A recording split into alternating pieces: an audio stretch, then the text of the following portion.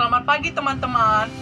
Kami dari kelompok Pancasila akan menjelaskan tentang materi Pancasila sebagai paradigma kehidupan dalam masyarakat dan bernegara. Perkenalkan, nama saya Rahul Syaputra Simamora dari kelas reguler A1. Saya akan menjelaskan paradigma secara umum. Paradigma adalah suatu cara pandang seorang individu terhadap dirinya sendiri dan lingkungannya, di mana hal tersebut akan mempengaruhi cara berpikir atau kognitif, bersikap atau afektif, dan bertingkah laku atau konaktif. Di sini saya sudah menulis istilah paradigma diadaptasi dari bahasa Inggris, bahasa Latin, bahasa Yunani.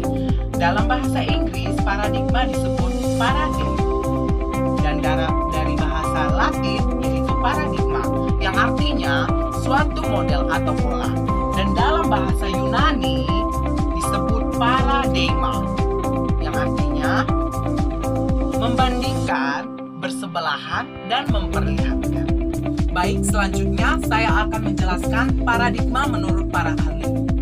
Yang pertama yaitu tokoh pertama menurut para ahli tentang paradigma, Thomas Kuhn. Thomas Kuhn adalah orang yang pertama kali memperkenalkan istilah paradigma dalam bukunya yang berjudul The Structure of Scientific Revolution. Menurut Thomas Kuhn, arti paradigma adalah suatu landasan berpikir, konsep dasar, atau landasan berpikir yang digunakan atau dianut sebagai model atau konsep dasar para ilmuwan dalam melakukan studinya. Yang kedua, Robert Fenris. Robert Fenris ini orang yang pertama kali mendefinisi paradigma secara jelas dan bergamblang. Menurut Robert Fenris, pengertian paradigma adalah sekumpulan tata nilai yang membentuk pola pikir seseorang sebagai titik tolak pandangannya dan membentuk citra subjektif seseorang serta realitas sehingga dapat menentukan cara menangani realita tersebut. Yang ketiga, C.G. Ritzer. Menurut C.G. Ritzer, pengertian paradigma adalah suatu pandangan mendasar para ilmuwan mengenai hal-hal yang menjadi pokok permasalahan yang seharusnya dipelajari oleh cabang ilmu pengetahuan tertentu. Yang keempat, Robert Cohen. Menurut Robert Cohen, arti paradigma adalah suatu acuan atau dasar pikiran yang sifatnya filosofis dalam pelaksanaan suatu motif atau tujuan. Dan yang terakhir, Egon G. Wolff. Menurut arti paradigma adalah sekumpulan keyakinan dasar yang membimbing tindakan manusia dalam kehidupannya. Mengacu pada definisinya, berikut adalah beberapa contoh paradigma. Yang pertama, paradigma rekonstruksi teori.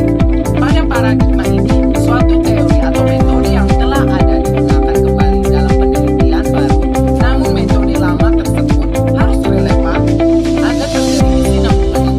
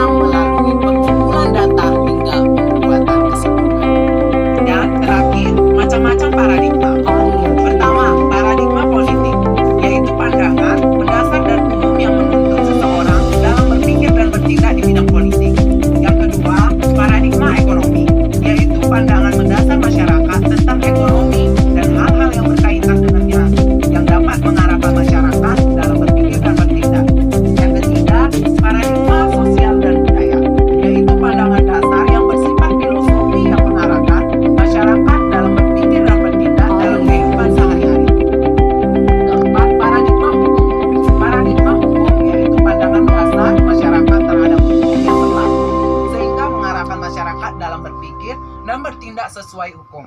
Dan yang terakhir, paradigma bidang kehidupan antar agama, yaitu pandangan dasar dan umum yang mengarahkan masyarakat dalam berpikir dan bertindak sesuai dengan ajaran agamanya dan saling menghargai antar agama lain.